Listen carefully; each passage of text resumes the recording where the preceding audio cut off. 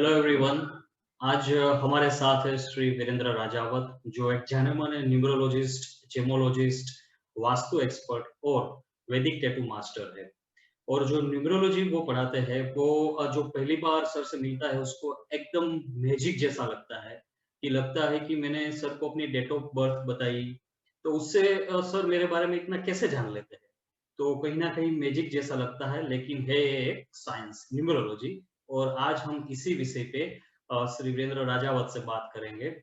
Sir, welcome to speak बिंदास। और आज हम आपसे न्यूमरोलॉजी की बिल्कुल बात करेंगे, उसके बेसिक्स के बारे में बात करेंगे, वो लाइफ में हमको कैसे यूज़फुल हो सकती है, उसके बारे में आपसे जानने की कोशिश करेंगे सर।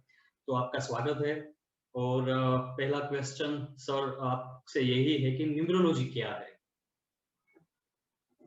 बिल्कुल देवांग भाई, बिल्कुल मैं आपके सवाल का जवाब दूंगा। उससे पहले थैंक यू सो मच कि आपने मुझे स्पीक बिंदास में इनवाइट किया। और मुझे पूरी उम्मीद है कि ये जितने भी मिनट का इंटरव्यू हमारा होगा, ये जिन जिन जिन लोगों तक पहुंचेगा, जितने भी दर्शक इसको देखेंगे, उनकी लाइफ में न्यूमरोलॉजी को लेकर पर्सपेक्टिव पूरा चेंज हो जाएगा। उन्होंने आज तक जिस तरह से इस साइंस को समझा है, हमारी पूरी कोशिश होगी कि हम इसको बिल्कुल प्याज के छिलके की तरह उनके सामने रखें, ताकि एक एक लेयर उनको समझ में आए कि वो अब तक क्या कर रहे थे और वो क्या करना चाहिए। जी तो सर। स्पीक बिंदास का again thank you so much कि आपने मुझे इनवाइट किया। अब बताइए देवांग भाई, क्या सवाल है आपका? सर, बेसिक सवाल एज़ अ लेमैन है कि न्यूमरोलॉजी क्या है? न्यूमरोलॉजी क्या है? देखिए, जी सबसे सर। पहली चीज तो ये कि किसी भी साइंस को समझने के लिए लॉजिक की जरूरत है, तर्क की जरूरत है। और इसीलिए न्यूमेरिक साइंस को समझने के लिए भी हमने न्यूमरोलॉजी शब्द बनाया, ताकि हम लॉजिक पे बात कर सकें, तर्क पे बात कर सकें। अब न्यूमरोलॉजी क्या है, तो बहुत एक सिंपल सा मेथड है। आप किसी भी केस को कब सॉल्व कर पाते हैं? जब आपके पास उसकी इंफॉर्मेशन होती है। विदाउट इंफॉर्मेशन इन्वेस्टिगेशन नहीं हो सकता। इसी तरीके से ह्यूमन के पास उसके खुद के बारे में इंफॉर्मेशन कहाँ से आएगी, ताकि वो इन्वेस्टिगेट कर पाए अपनी लाइफ के बारे में। तो जैसे ही इंफॉर्मेशन सही होती है, आपका बिहेवियर सही हो जाता है। और जैसे ही बिहेवियर सही होता है, वैसे ही आपके डिसीजन सही होने लगते हैं। और जब डिसीजन सही होने लगते हैं, तो आप कर्मास भी सही करने लगते हैं। और जब आपके कर्मास सही होते हैं, तो डेस्टिनी अपने आप सही हो जाती है। ये पूरा सीक्वेंस है 5 एलिमेंट्स का। और ये 5 एलिमेंट्स जो मैंने आपको बताया, information, behaviour, decision, karmas and destiny, ये इसी का एक पार्ट है। तो न्यूमरोलॉजी सिर्फ और सिर्फ इंफॉर्मेशन गैदर करने का एक तरीका है, ना कि भविष्य जानने का कोई मेथड। आपके बारे में करेक्ट इंफॉर्मेशन, एक्यूरेट इंफॉर्मेशन कौन दे सकता है? वही एक अच्छा न्यूमरोलॉजिस्ट हो सकता है। Okay sir. सर, तो इससे एक दूसरा क्वेश्चन ये भी आता है कि मानो कि 5 या 10 लोग हैं, वो एक ही तारीख को उसका बर्थ हुआ है। जी और बिल्कुल। रियल लाइफ में देखें तो वो सभी अलग-अलग होते हैं बिहेवियर में, उसकी लाइफ अलग होती है। तो यहाँ पे न्यूमरोलॉजी कैसे काम करती है? जहां तक बर्थ की हम बात करेंगे, तो बर्थ, अगर हम ट्विंस की बात करें या फिर हम सिंगल चाइल्ड्स की बात करें, तो हर बच्चा एक अलग एग्स में से बॉर्न होता है। कोई भी बच्चे सिमिलर एग में से बॉर्न नहीं होते। जब उनके एग सेल ही अलग हैं, तो उनकी लाइफ सेम कैसे हो सकती है? इवन ट्विंस की भी लाइफ सेम नहीं होती। जो सेकंड्स के डिफरेंस में पैदा होते हैं, उनकी भी लाइफ सेम नहीं होती। अब इसमें आपके कार्मिक अकाउंट्स होते हैं, आपके खुद के अपने कार्मिक प्रोसेस होते हैं, आपके खुद की सोल जर्नी होती है। तो सिर्फ ये समझ लेना कि 9 नंबर का लड़का है, 9 नंबर की लड़की है, 1 नंबर का लड़का है, एक 28 तारीख को पैदा हुआ है, 29 तारीख को पैदा हुआ है, तो लाइफ ऐसी होगी। अगेन, ये आधी अधूरी नॉलेज का पार्ट है। आप किसी भी चीज को समझने के लिए, उसके लिए मल्टीपल मेथड्स काम में आते हैं। इसके पूरे मेथड्स जिनको पता है, वही आपको बता सकते हैं कि उन दोनों के बीच में क्या फर्क है। तो एक बहुत सिंपल सी थ्योरी है। सबकी सोल जर्नी अलग है। ट्विंस हैं तो भी सोल प्रोसेस अलग है, उनकी बॉडीज अलग हैं, उनके एक्स सेल्स अलग हैं, उनका सारा प्रोसेस ही अलग है। तो लाइफ सेम कैसे हो सकती है? इस पूरे यूनिवर्स में एक भी ह्यूमन ऐसा नहीं है जिसका थंब इंप्रेशन मैच करता हो। और इसीलिए आज हम सिक्योरिटी के लिए थंब इंप्रेशन का इस्तेमाल करते हैं। तो फिर हम कैसे ये उम्मीद कर सकते हैं? ये बहुत ही बेसिक कॉमन सेंस वाली बात है कि हम ये खुद सोच भी कैसे सकते हैं कि लाइफ सेम होगी। जब एक माँ के 3 बेटे हैं और तीनों सेम अपब्रिंगिंग, सेम एक्सपोजर में बड़े पले बड़े हुए हैं, उसमें से 2 ट्विंस हैं, उनके भी विचार अलग हैं, उनकी भी लाइफ अलग है। एक स्टॉक मार्केट में बहुत प्रॉफिट कमाता है, एक स्टॉक मार्केट में लॉस लॉस करता है। तो ये प्रोसेस पूरा अलग है, ये कार्मिक प्रोसेस का काउंट है। जी, जी सर। सर जैसे मानिए कि मैं अभी आपको यूट्यूब पे लोग सुन रहे हैं, स्पीक विदास पे सुन रहे हैं। उसकी ठीक है। डेट ऑफ बर्थ जो भी है, तो आप आपके साथ ऐसे एक्सपीरियंस हुए हैं कि आप डेट ऑफ बर्थ जैसे आपको बताते हैं, आप उसके हिसाब से उस व्यक्ति के बारे में आप कुछ ऐसी चीज़ बताते हैं कि वो सरप्राइज़ हो जाता है। तो वो क्या है एग्ज़ैक्टली ये कैसे पता चल जाता है सर? देखिए, सबसे पहली चीज, ह्यूमन सभी मानव हैं। जी। इसको पता करने के लिए कोई मैजिक की जरूरत नहीं है, कोई साधना की जरूरत नहीं है, कोई तंत्र मंत्र की जरूरत नहीं है। इसके लिए कॉन्शियस माइंड की जरूरत है, यानी कि आप अपने निर्विचार होकर जब पूरी एनर्जी को एक जगह इकट्ठा करते हैं तो आप दूसरे के विचार पढ़ पाते हैं। ये एक सिंपल सा इसका तरीका है, पर ये करेंगे कैसे, अब सवाल ये आता है।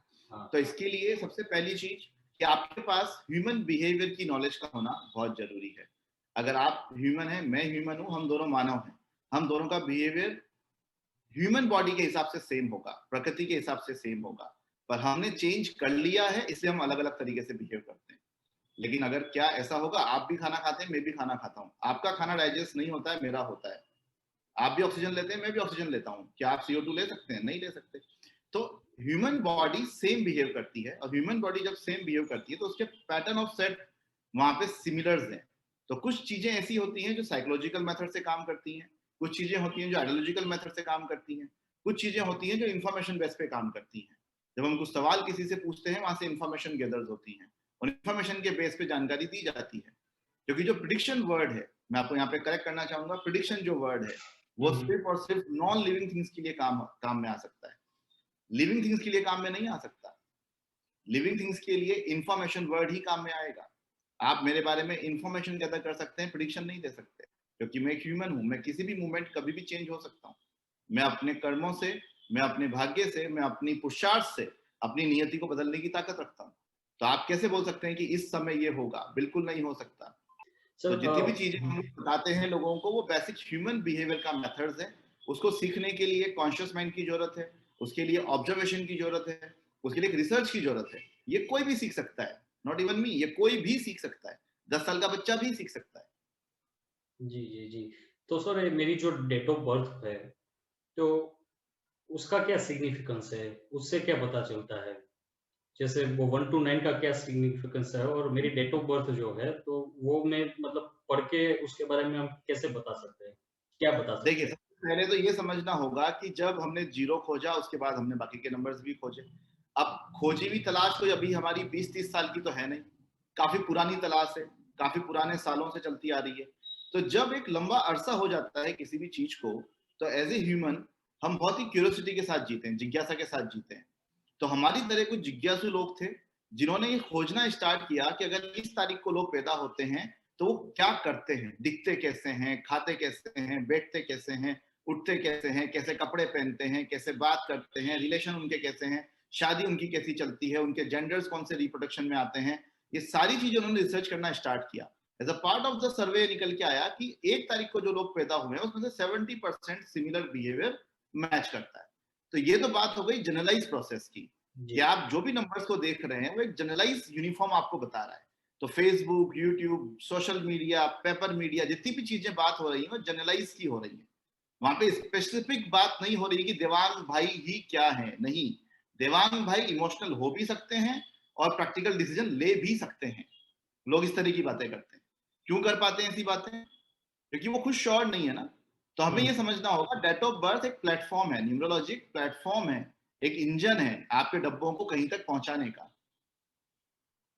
वो कोई मैजिकल टूल नहीं है जो आपको रातों रात कुछ बना देगा या कहीं पे उड़ा कर लेके जाएगा।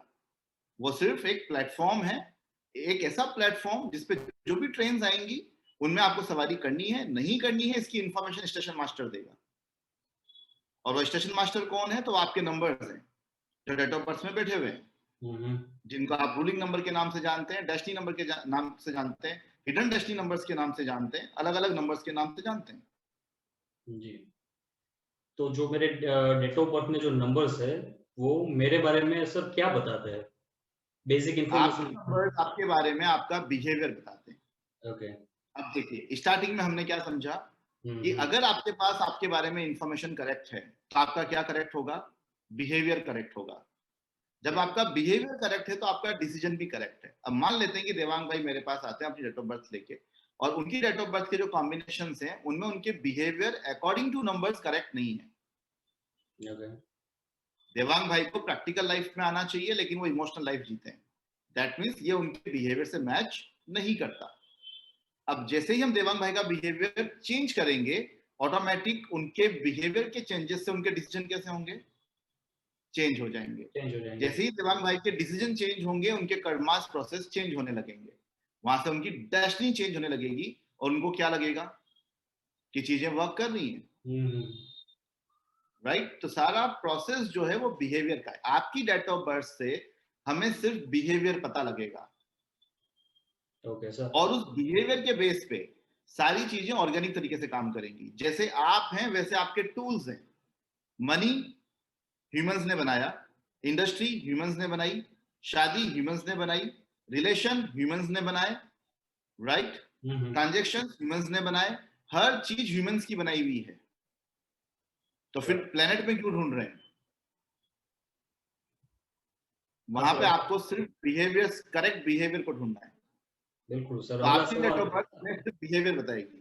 ओके सर, अगला सवाल यही था कि ये नंबर्स को प्लैनेट्स के साथ जुड़ा जाता है, तो वो चीज क्या है, उसके बारे में थोड़ा देखिए, नंबर्स के साथ प्लैनेट को जोड़ा जाता है। सबसे बड़ी बात कि जिस तरीके से इस प्रोसेस को बनाया गया है उसके अंदर दो कंसेप्ट काम करते हैं। एक होते हैं रूलर्स, एक होते हैं फॉलोअर्स। लीडर जैसा कोई कंसेप्ट नहीं होता। लीडर वर्ड जो है वो हमें मिसगाइड करने के लिए इंट्रोड्यूस किया गया, ताकि हम लोग मिसगाइड हो जाएं, हम लीडर बनने की तलाश में निकल जाएं, जबकि ऐसा होता नहीं है। या तो आप रूलर्स हो सकते हैं या फॉलोअर्स हो सकते हैं। तो जब भी इस तरह की बातें होती हैं कि नंबर्स को प्लैनेट के साथ क्यों जोड़ा गया, नंबर्स को तो पता भी नहीं है प्लैनेट क्या है, और नहीं प्लैनेट्स को पता है नंबर क्या है। तो एक तरीका है, एक मेथड है, एक मेथड बनाया गया, एक सिंपल मेथड उसको एग्जीक्यूशन के लिए लाया गया कि एक नंबर, यानी कि जो सब सारे नंबर में सबसे पहले दिखाई दे रहा है उसको हम सूर्य के नाम से जानेंगे। दो नंबर, जो एक नंबर का पैरेलल नंबर है जो उसके सीक्वेंस, उसकी सीक्वेंस में साथ में आता है, उसको हम चंद्रमा के नाम से जानेंगे। 3 नंबर गुरु, जिसको हम गुरु के नाम से जानेंगे। तो ऐसे हर नंबर को एक उसका एक सिग्निफिकेंस नाम दे दिया गया, उसको एक प्लेनेट का नाम दिया गया। वो प्लेनेट ही है नहीं, ये समझने में गलती ना करें। और जितने भी लोग इस इंटरव्यू को देख रहे हैं मैं उनसे भी ये रिक्वेस्ट करूंगा, क्या एक नंबर ही सूर्य है? नहीं, इसको हम आगे, अगर आप ये सवाल नहीं ले पाएंगे तो मैं आपको बताऊंगा कि इसके अंदर हमें कैसे चीजें आगे बतानी है सबको, कि कौन सा नंबर सूर्य है, कौन सा नंबर नहीं है। नंबर से कोई फर्क नहीं पड़ रहा है। सूर्य वही होगा जो रूल कर रहा होगा, जो आपकी सोसाइटी में, आपकी फैमिली में, आपकी इंडस्ट्री में, आपकी पार्टनरशिप में, आपके रिलेशन में, इवन आपके किसी भी जगह पे जो हेड ऑफ द इंस्टीट्यूशन होगा वही सूर्य है। अब इससे कोई फर्क नहीं पड़ता वो नंबर 1 को बॉर्न हुआ है, नंबर 7 को बॉर्न हुआ है, नंबर 9 को बॉर्न हुआ है। तो नंबर सिर्फ एक समझने का तरीका है, प्लैनेट के सिग्निफिकेंस नहीं है वो। सर ये बात तो कुछ मतलब ऐसी, मतलब जो अभी जनरलाइज चल रही है उससे अलग हो गई।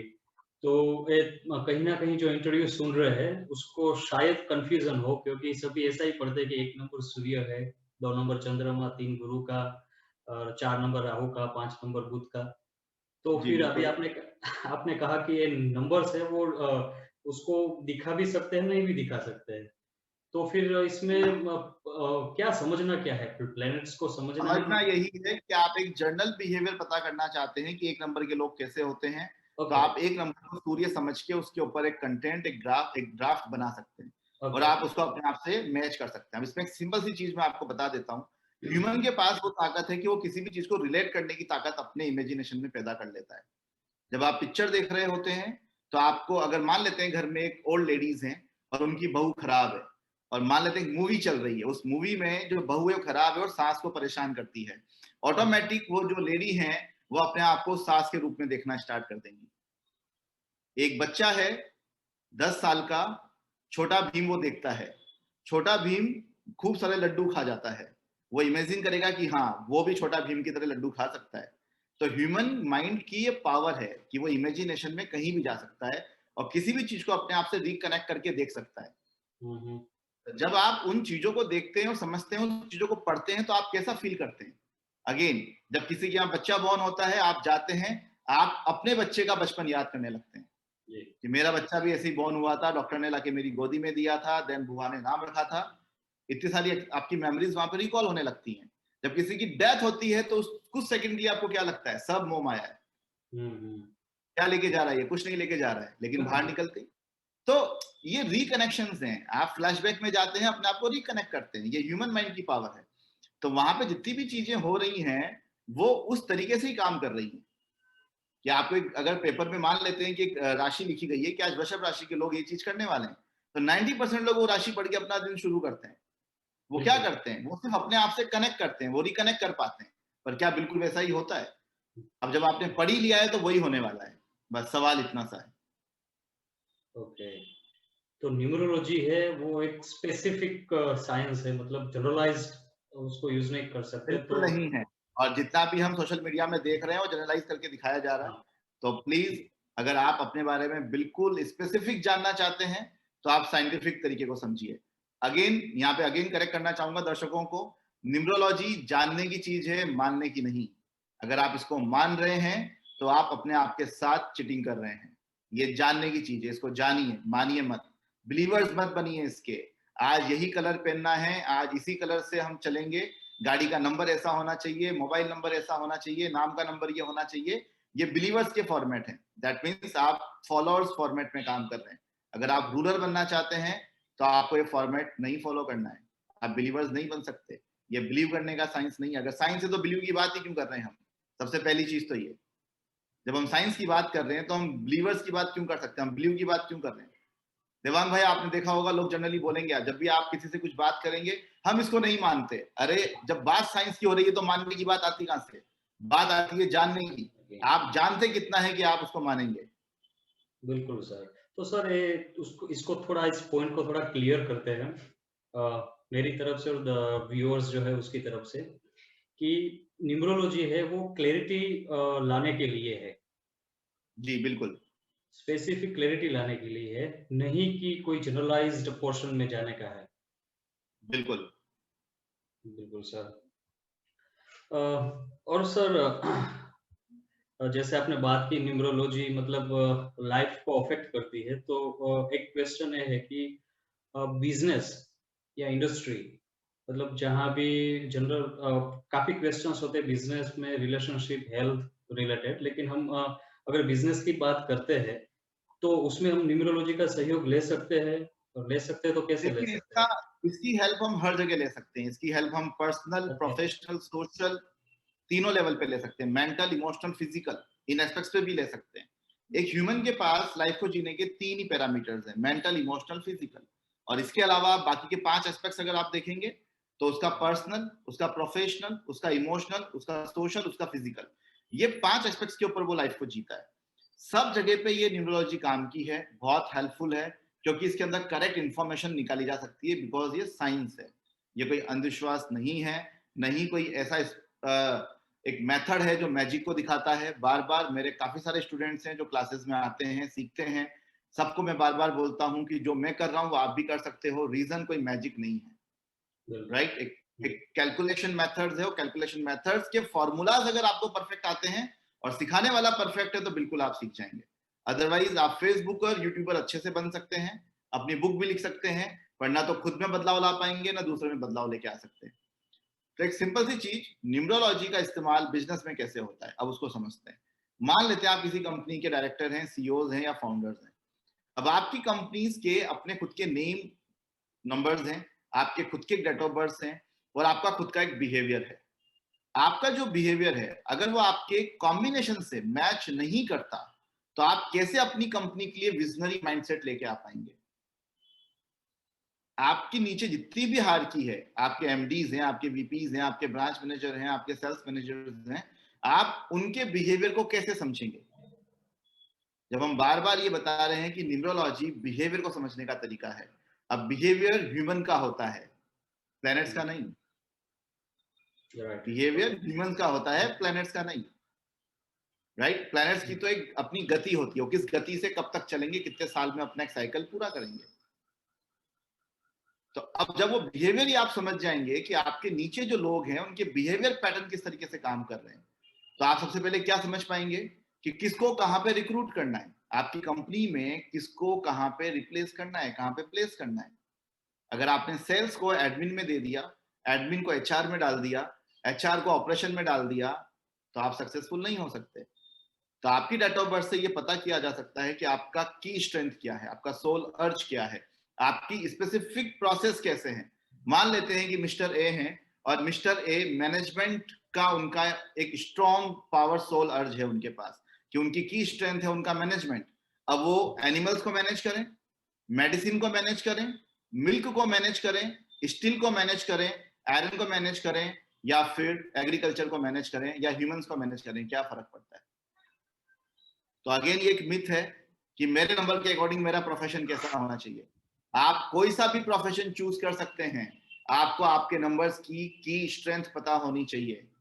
अगर आप ये जानते हैं कि आपकी की स्ट्रेंथ एडमिनिस्ट्रेशन में है, आप सक्सेस हो जाएंगे। अगर आप ये जानते हैं आपकी की स्ट्रेंथ ह्यूमन रिसोर्सेज में है, पब्लिक रिलेशनशिप में है, कम्युनिकेशन में है, इमोशन में है, आप सक्सेस हो जाएंगे। मैनेजमेंट में आप सक्सेस हो जाएंगे। लेकिन अगर आप इस भटकाव में हैं कि मैं 8 नंबर का हूं और मैं लोहे का काम नहीं कर सकता, मैं 1 नंबर का हूं, मैं ब्लैक कलर नहीं पहन सकता, तो माय डियर फ्रेंड्स, आप ऑलरेडी भटके हुए हैं और भटकते ही रहेंगे। तो अच्छा सर, इसमें कहीं ना कहीं जो बात बाहर निकल के आती है वो है बिहेवियर की। बिल्कुल। तो अभी एक क्वेश्चन ये भी आता है कि बिहेवियर कैसे डिसाइड करें। मेरी डेट ऑफ बर्थ जो मैं लेके आया हूँ, तो उसका भी सिग्निफिकेंस है, बिहेवियर का भी सिग्निफिकेंस है, तो इस दोनों चीज को कैसे जोड़े। देखिए, सबसे पहले तो ह्यूमन बिहेवियर के सेट ऑफ रूल्स है। अगर आप इंसान है तो आपका बिहेवियर पूरे यूनिवर्स के ह्यूमन से मैच करना चाहिए। अगर आप ह्यूमन है तो हाँ, गलती से आपके एक्सपोजर, आपकी अपब्रिंगिंग और आपकी आइडियोलॉजी ने आपको एनिमल बिहेवियर दे दिया है तो बात अलग है। हम बात कर रहे हैं ह्यूमन बिहेवियर की, ठीक है। तो जितने भी दर्शक इस इंटरव्यू को देख रहे हैं, मैं करेक्ट कर देना चाहूंगा, ह्यूमन बिहेवियर को ह्यूमन बिहेवियर ही समझना। और अगर आपके पास ह्यूमन बिहेवियर की इन्फॉर्मेशन नहीं है तो देवांग भाई साहब कॉन्टेक्ट कर सकते हैं, वो मेरे वीडियोस आपको शेयर कर देंगे। तो ह्यूमन बिहेवियर की अगर हम बात करते हैं तो एक इंसान का बिहेवियर एक सेट 5 एलिमेंट्स के ऊपर काम करता है, 5 तत्व के ऊपर काम करता है। यानी कि वो प्रकृति से जुड़ा हुआ है। जब वो प्रकृति से जुड़ा हुआ है तो सब कुछ एक ऑर्गेनिक यूनिट की तरह काम करता है। मान लेते हैं कि मेरा अंगूठा मैं काट देता हूँ, मेरा अंगूठा कटने के बाद मुझे दर्द कहाँ होगा? सिर्फ इसी एरिया में होगा? नहीं, मेरी पूरी बॉडी इस पेन को फील करेगी। अब मैं एक पेन किलर ले लेता हूं तो मेरे क्या केवल इस एरिया का दर्द जाएगा? नहीं, मेरी बॉडी में जहां जहां भी पेन है वो दर्द खत्म हो जाएगा। तो हम एक ऑर्गेनिक यूनिट की तरीके से काम करते हैं। तो जब हम ये समझते हैं कि ह्यूमन बिहेवियर के सेट ऑफ रूल्स हैं, जब हम वो समझ जाते हैं, देन फिर हम क्या करते हैं, हम नंबर्स के जनरलाइज सर्वे को देखते हैं। कि मान लेते हैं देवांग भाई 7 नंबर को बॉर्न हुए हैं और 7 नंबर के लोग पर्टिकुलर सेट ऑफ प्रिंसिपल ऐसे होने चाहिए। अब कौन होने चाहिए? एनिमल्स होने चाहिए? नहीं, ह्यूमंस होने चाहिए। तो 7 नंबर के ऊपर जब फिल्ट्रेशन किया गया तो ये पता किया गया कि उनका कम्युनिकेशन अच्छा होता है, उनका एकेडमिक अच्छा होता है, उनके सोशल रिलेशन बहुत अच्छे होते हैं, वो इमोशनल तरीके से अपने आप को ड्राइव करते हैं, वो बहुत कीन ऑब्जर्वर होते हैं, वो बहुत ही डाउन टू अर्थ रहना पसंद करते हैं। तो ये सारी चीजें आपके अंदर अगर देखी जा रही हैं, दैट मीन्स आपका नंबर आपको मैच कर रहा है, तो आपकी लाइफ में ऑटोमेटिकली स्ट्रगल्स कम है। लेकिन अगर आपकी सारी चीजें आपके अपोजिट हैं तो सबसे पहले तो क्या चेंज करना है? आपको यही तो चेंज करना है। इतना सिंपल सा मेथड है, इसके अंदर कोई उलझने की जरूरत नहीं है, कंफ्यूज होने की जरूरत ही नहीं है। हाँ सर, एक बस एक क्लियर हो गया कि भाई ये 7 नंबर है, फॉर एग्जांपल देके बात की तो इसके ऐसे रूल्स है, और फिर हम उसको चेक कर सकते हैं अपनी डेट ऑफ बर्थ के साथ। सिंपल सी फिर चीज, एक और एग्जांपल ले लेते हैं। मान लेते हैं कि हम देखेंगे जनरली कि 28 के जो लोग हैं, जो बॉन्स होते हैं, राइट, वो काफी अच्छा पैसा अपनी लाइफ में कमा पाते हैं। अब यहाँ पे इतना टाइम नहीं है कि मैं 28 का पूरा सिग्निफिकेंस आप लोगों को बता पाऊं, बट इतना सा बताना चाहूंगा कि 2 और 8 के जो कॉम्बिनेशन हैं उनके पास वेल्थ की कमी नहीं होती।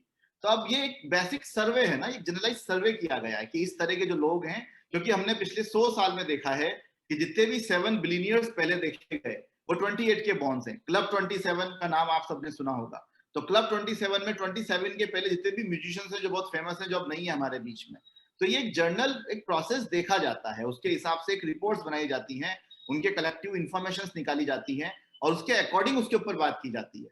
तो अगर आप देखेंगे कि सक्सेस ह्यूमंस कौन है, तो सक्सेस होने के सेट ऑफ प्रिंसिपल्स हैं। आप मॉर्निंग में जल्दी उठ जाते हैं, आपके पास टाइम स्पेस मैनेजमेंट की नॉलेज है, आप सिस्टम को डेवलप कर लेते हैं, आप अपने जैसे लोगों के रिप्लिकास बनाने लग जाते हैं, आप अपने आप को सही जगह पे इन्वेस्ट करते हैं, तो आपका पैसा भी आप सही जगह पे इन्वेस्ट करते हैं।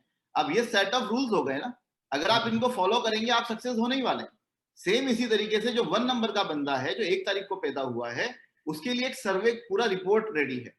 अगर वो बिल्कुल वैसा है तो वो बिल्कुल 1 नंबर जैसा है, उसकी लाइफ में स्ट्रगल्स नहीं आएंगे, ब्लॉकेज नहीं आएंगे, वो ऑटोमेटिक उस बिहेवियर के अकॉर्डिंग अपनी ग्रोथ के साथ आगे बढ़ता चला जाएगा। Right sir. लेकिन अगर उसको भटकाओ, उसको अगर अगर वो भटक गया है कि मैं 1 नंबर हूं और मेरा लकी नंबर 6 है, तो फिर उसका कोई इलाज नहीं है, वो भटका ही रहेगा। राइट तो उसको अगेन न्यूमरोलॉजी समझने की चीज है, जानने की चीज है, मानने की चीज नहीं है। ये कोई ऐसी चीज नहीं है जिसको आप बस उठा के लेके आएंगे और 2 दिन में सीख जाएंगे और आप स्टार्ट हो जाएंगे, नहीं। क्योंकि आपके ऊपर एक बहुत बड़ी रेस्पॉन्सिबिलिटी होती है एज ए कंसल्टेंट। जब लोग मेरे से कंसल्ट करते हैं, उनके बच्चों की शादी, उनके बच्चों का करियर, कंपनीज के टर्नओवर्स, कंपनीज का चालू होना, बंद होना, किसी की लाइफ, किसी का डिवोर्स, किसी की मैरिज, पता नहीं क्या क्या टिका होता है एक सेशन के ऊपर। तो आप इतने गैर जिम्मेदार नहीं हो सकते कि आप किसी की लाइफ से खेल जाएं। आपको हर वो चीज पता होनी चाहिए जो उसकी लाइफ में कंट्रीब्यूशन लेके आएगी, और आपके सैक्रिफाइसेस उसकी लाइफ को कैसे बनाएंगे, वो एक कंसल्टेंट का काम है। जी सर, बिल्कुल। और मतलब बहुत क्लियर हो गया सर कि बिहेवियर जो है और जो जानने की बात है, वो जानने की बात हम बिहेवियर को एक्सपीरियंस करके ही जान सकते हैं। और बिल्कुल मानने की बात में तो बस ऐसे ही मान लेना होता है। तो इट्स अ प्रोसेस, कोई वो रेडी टू ईट फूड नहीं है। आपको बिहेवियर प्रोसेस में जाना होगा। और जो व्यूअर्स है उसको भी मैं एक बात अभी बताना चाहता हूँ कि वो कंफ्यूज ना हो, क्यूरियस ही रहे। क्योंकि अभी जो सर बात सभी बता रहे हैं वो मतलब ऊपर ऊपर की थोड़ी थोड़ी ही बात आप सुन रहे हो। फिर 1 2 नंबर 3 4 5 6 फिर इसके कॉम्बिनेशंस, फिर मल्टीपल कॉम्बिनेशंस, काफी चीज होती है। तो आप इसको क्यूरियसली और आराम से इसको सुनिए और कंफ्यूज ना होइए। और बाकी सर का नंबर है, आप उसको सर को कांटेक्ट भी बाद में कर सकते हैं कंसल्टेंसी के लिए, आपको क्लैरिटी देवांग भाई, लेनी मैं है। सभी लोगों को इतना ही बोलना चाहूंगा जी कि जी जितने भी लोग इस इंटरव्यू को देख रहे हैं या इन बातों को सुन रहे हैं या समझ रहे हैं, जी वो बहुत कॉन्शियसली इन चीजों को समझने की कोशिश करें, भटकाव में ना आए। जी आप अपने जीवन के भाग्य विधाता खुद हैं। न्यूमरोलॉजी एक प्लेटफॉर्म है।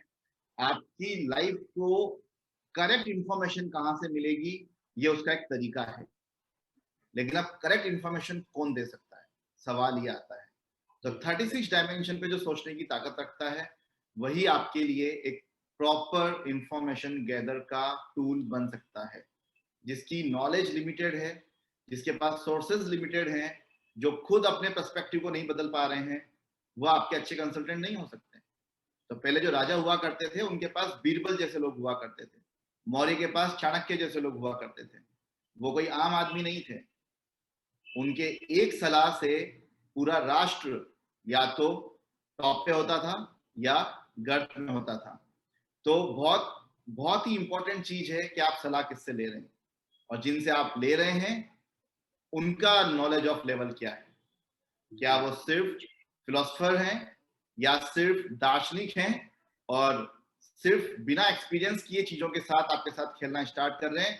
क्योंकि अगेन इंडस्ट्री कॉमर्शियल है, बहुत बड़ा कॉमर्शियल इंडस्ट्री है, पैसा हर जगह पे है। आपने कमाया है, लेने वाला लेने के लिए तैयार बैठा है। आप कितना दे सकते हैं वो आपकी कैपेसिटी है। जी सर। नहीं सर, तो मैं मतलब व्यूअर्स को यही क्लैरिटी देना चाहता हूँ कि बुक पढ़ने से या यूट्यूब और फेसबुक पे वीडियो देखने से वो अपनी एक धारणाएं मत बांध ले कि मैं 1 नंबर हूँ 2 नंबर हूँ तो ऐसा ही हूँ। उसमें जानने की और बात है। बिल्कुल मैं सोशल मीडिया पे बिल्कुल भी एक्टिव नहीं हूँ, बता देना चाहूंगा। तो मेरे वीडियोस बिल्कुल कहीं पे भी नहीं मिलेंगे आप लोगों को।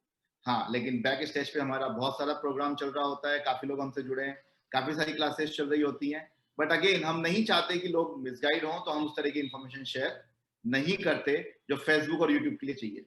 Right sir, right. हमारा काम है ईमानदारी से चीजों को बताओ और ईमानदारी के साथ डिलीवर करना। जी सर। और अगला क्वेश्चन जो था वो वही था सर। आप ऑनलाइन क्लासेस भी करते हैं, जी जिसको न्यूमरोलॉजी सीखना है, न्यूमरोलॉजिस्ट बनना है, वो उसके क्लासेस भी करते हैं, ऑनलाइन सेशंस लेते हैं। और जिसको अपने बारे में जानना है या फिर अपने बिजनेस के रिलेटेड, हेल्थ रिलेशनशिप के रिलेटेड है, उसके लिए भी आप ऑनलाइन या टेलीफोनिक कंसल्टेंसी करते हैं। तो लोग जिसको रिक्वायरमेंट है वो आप आपसे आपके आपके साथ कैसे जुड़ सकते हैं? किसी को सीखना है या फिर पर्सनल गाइडेंस चाहिए? जी। देखिए, कंसल्टेशंस के लिए लोग हमारा अपॉइंटमेंट्स लेते हैं, उनके पूरे न्यूमेरिक चार्ट्स बनाए जाते हैं, उसके अकॉर्डिंग जूम मीटिंग्स होती हैं और उसके साथ उनके मल्टीपल सेशंस होते हैं, क्योंकि ये उस तरह का प्रोसेस नहीं है कि आपने मुझे एक बार कॉल किया, आधा घंटा समझा कि मैं 7 नंबर हूँ, मैं ऐसा हूँ, बात खत्म हो गई। नहीं, बिल्कुल नहीं। जैसे कि इतनी देर से मैं आपको बताता जा रहा हूँ कि बहुत वर्टिकल डेप्थ है, हॉरिजॉन्टल डेप्थ नहीं है। इट्स अ वर्टिकल डेप्थ और नियति नियम के आधार पे काम करती है। अगर आप अपनी डेस्टिनी चेंज करना चाहते हैं तो डेस्टिनी चेंज करने से पहले 4 प्रोसेस हैं। सबसे पहला, खुद के बारे में करेक्ट इंफॉर्मेशन, खुद का correct behaviour, according to decision, according to karmas, then destiny. तो ये 5 पिलर्स हैं। ये पांचों पिलर्स अगर आपके पास हैं तभी आप डेस्टिनी को बदल सकते हैं। आप डेस्टिनी बदलने तो जा रहे हैं पर कर क्या रहे हैं? पहले के 4 प्रोसेस मिसिंग है आपके। आपके पास अपने बारे में करेक्ट इंफॉर्मेशन नहीं है, इसलिए आपका बिहेवियर रॉन्ग है। बिहेवियर रॉन्ग है इसलिए आपके कर्मास रॉन्ग है। कर्मास रॉन्ग है इसलिए आपके प्रोसेस यानी कि आपके डिसीजंस में कहीं ना कहीं प्लस और माइनस जिगजैग देखे जाते हैं। तो सबसे पहले तो ये समझना है कि चीजें काम कैसे कर रही हैं। तो इतनी देर से मैं जो बता रहा हूँ, तो हमारे यहाँ पे मल्टीपल सेशंस होते हैं। हमारे यहाँ पे ऐसे सेशंस नहीं होते क्योंकि हम ट्रांसफॉर्मेशन की बात कर रहे हैं। हम ये बात नहीं कर रहे हैं आप कार कब खरीदेंगे, शादी कब होगी, बच्चा कब होगा, बंगला कब बनेगा। पैसा कमाना स्किल का काम है, पैसा कमाना प्लेनेट का काम नहीं है। ध्यान से समझिएगा इस बात को, पैसा कमाना स्किल का काम है। अब ये स्किल किसके पास है? जिसके पास ये स्किल है वही पैसा कमा पा रहा है, जिसके पास स्किल नहीं है वो नहीं कमा पा रहा है। हर कोई पैसा नहीं कमा सकता, हर कोई शादी नहीं कर सकता, हर कोई मैनेजमेंट नहीं कर सकता, हर कोई एडमिनिस्ट्रेशन नहीं कर सकता। आप लोगों को ये समझना होगा।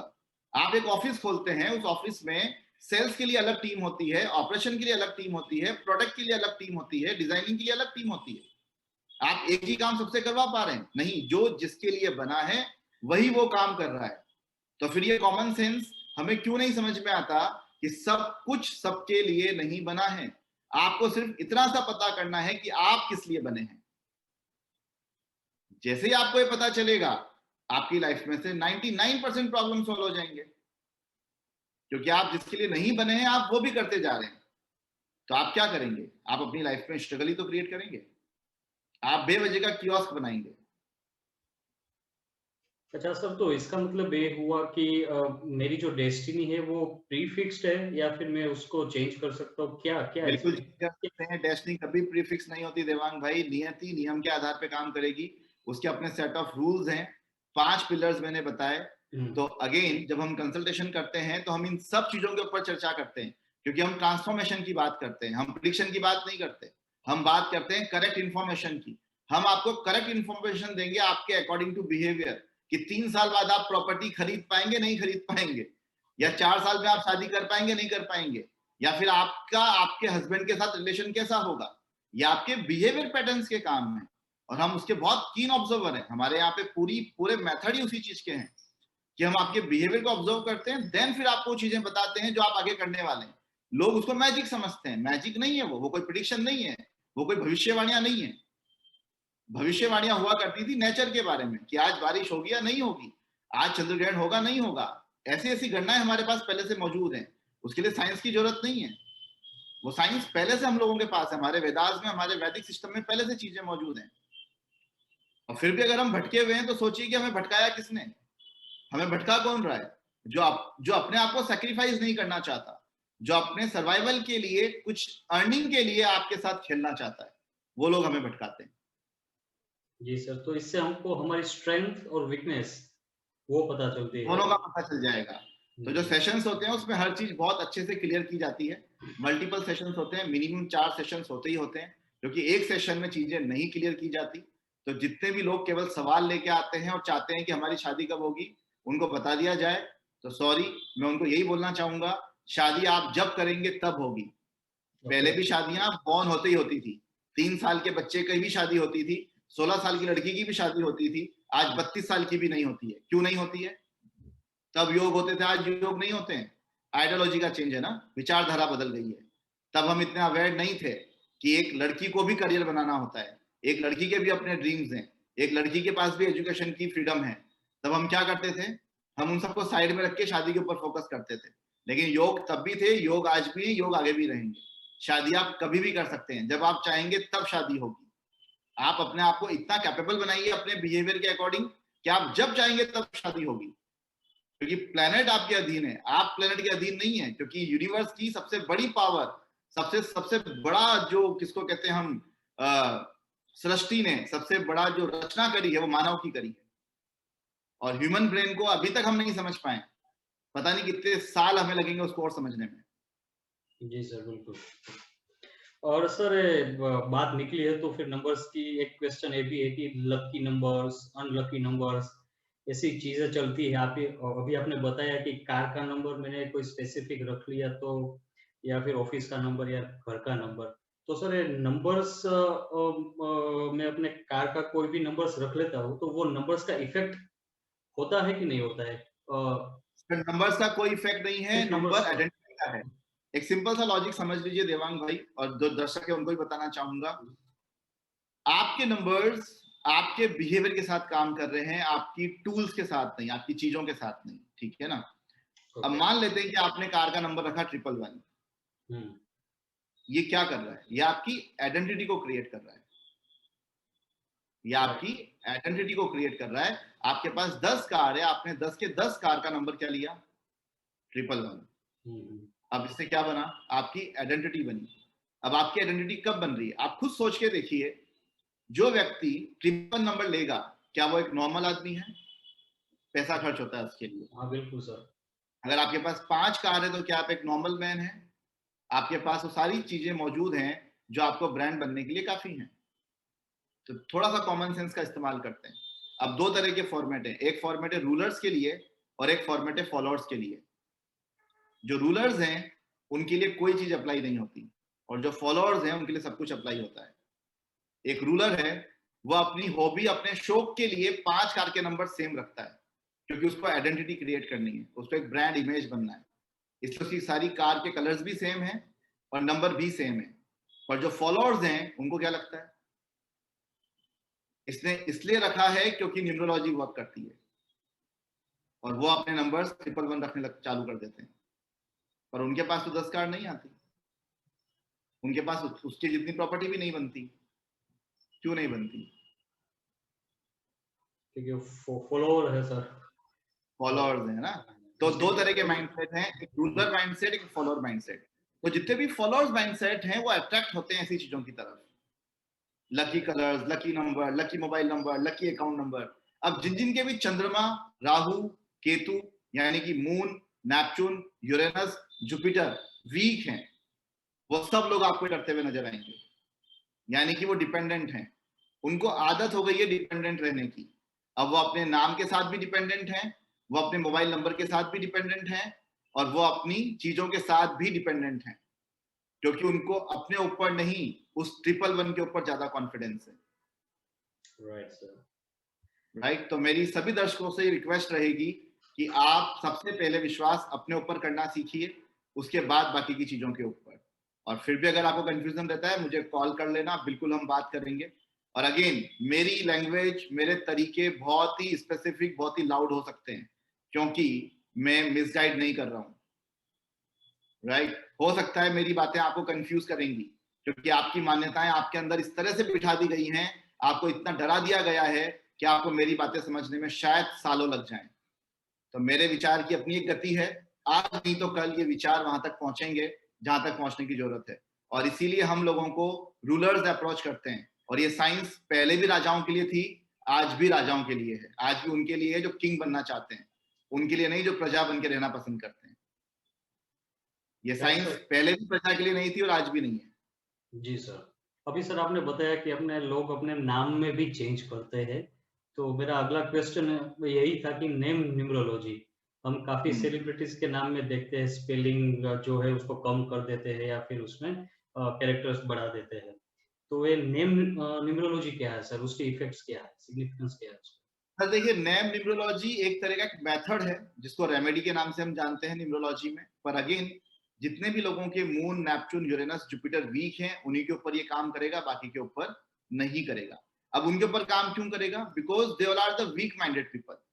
वीक माइंड का मतलब ये नहीं है कि उनको याद नहीं रहता, वो भूल जाते हैं, जिम्मेदार नहीं है, पैसे नहीं कमा पाते हैं, ये सब वो कर पाएंगे। वीक माइंड का मतलब होता है जो डिपेंडेंसी में जीता है। मेंटल, इमोशनल, फिजिकल, किसी ना किसी तरह की डिपेंडेंसी जुड़ी हुई है उसके साथ। वो डिपेंडेंट है। वो कोई बहुत बड़ा सक्सेस हो गया इसका मतलब ये नहीं है कि वो बहुत स्ट्रॉन्ग हेडेड है। सक्सेस स्किल का काम है। अगेन, पैसा कमाना स्किल का काम है, फेम स्किल का काम है, वो प्लेनेट का काम नहीं है। शुक्र अच्छा है तो फेम मिल जाएगा, नहीं, बिल्कुल नहीं। शुक्र अच्छा है तो आपको एक विजनरी माइंड मिल जाएगा, उसकी वजह से आप अपने फेम को क्रिएट कर पाएंगे, न कि फेम आपको मिलेगा। ये बहुत समझने वाली चीज है। तो नेम न्यूमरोलॉजी वर्क उनके ऊपर करता है जो डिपेंडेंसी में जीना पसंद करते हैं।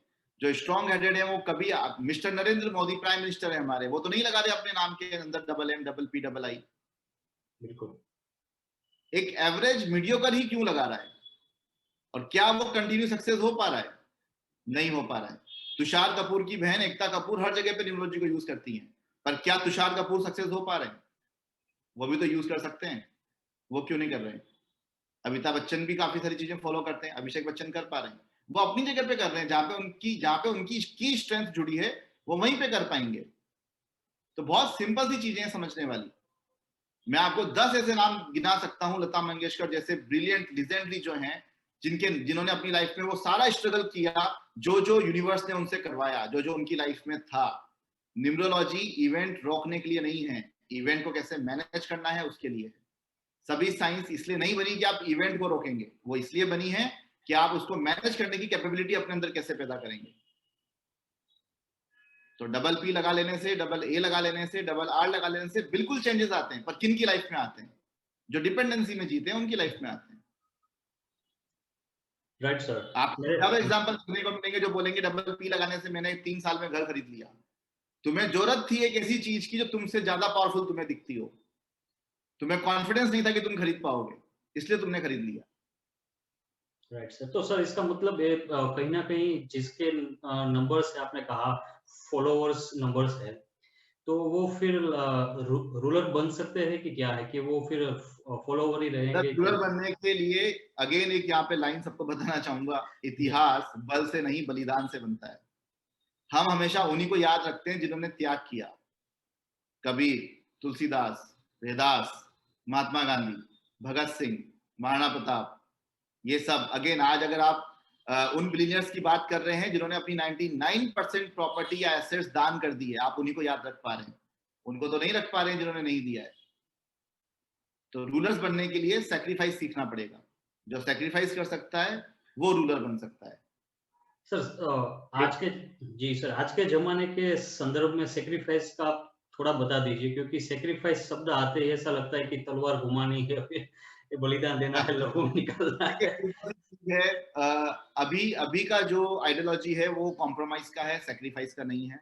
जी कि अगर मैंने देवांग भाई के लिए कुछ किया है तो मैं अगले 10 साल तक उनको सुनाता रहूंगा, एहसास कराता रहूंगा कि मैंने उनके लिए कुछ किया है।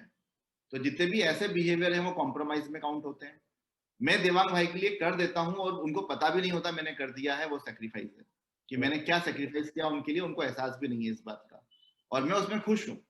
वो मुझे गलत समझ रहे हैं तब भी मैं खुश हूँ, वो मुझे बिल्कुल निकम्मा समझ रहे हैं मैं तब भी खुश हूँ, और उनको नहीं पता मैंने उनके लिए क्या कर दिया है, वो सेक्रीफाइस है। और वहीं से कर्म का सिद्धांत भी स्टार्ट होता है, तो कर्म भी वहीं से काउंट होता है जहाँ पे इंटेंशन नहीं होता।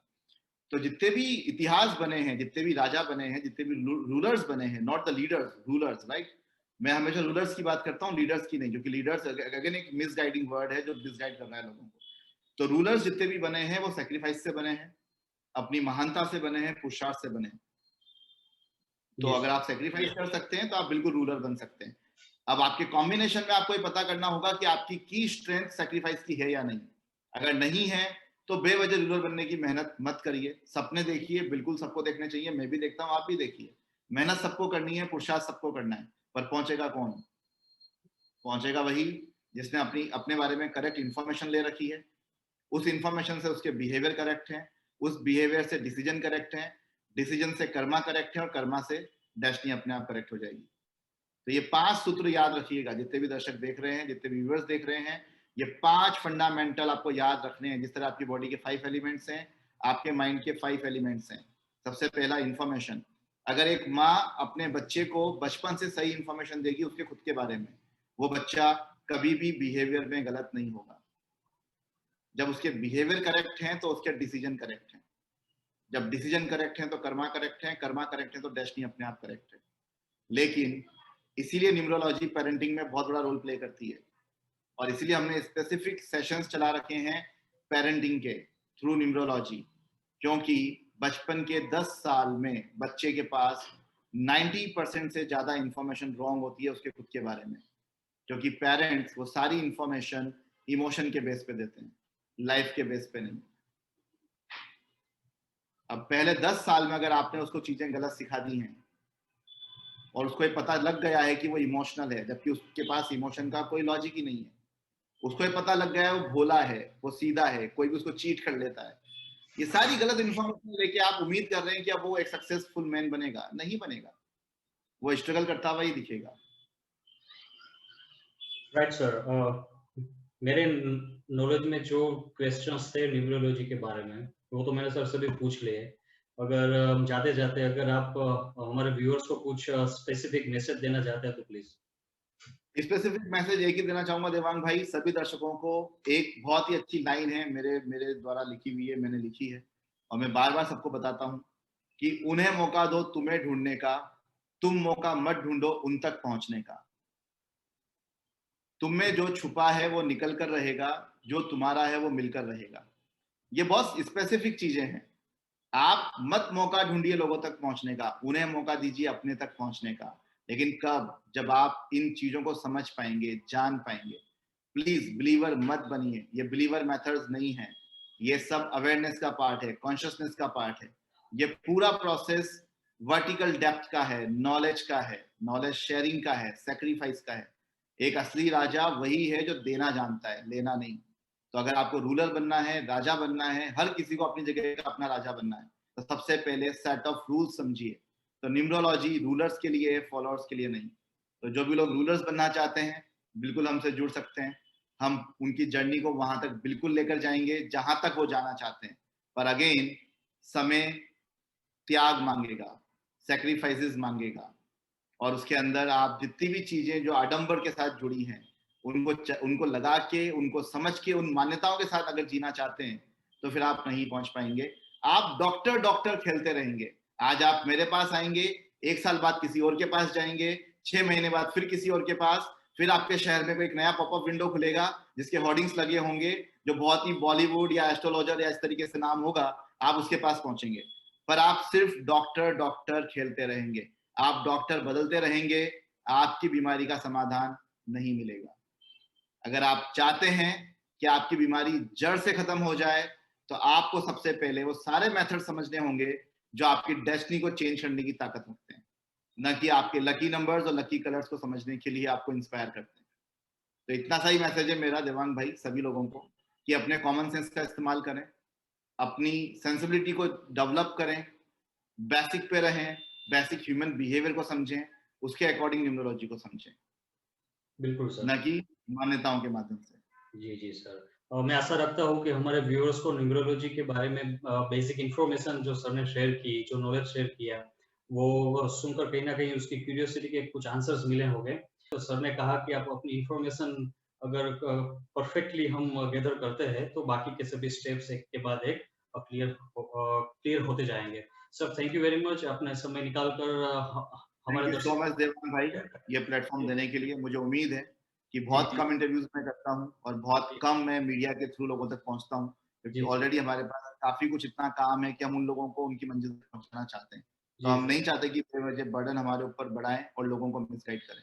तो आज आपने मौका दिया, ये आवाज आप जहाँ तक पहुंचा सकते हैं पहुंचाएं, जहाँ तक लोगों को हम अवेयर कर पाएंगे हमारी पूरी कोशिश रहेगी। Thank you so much Devang. Thank you sir, thank you.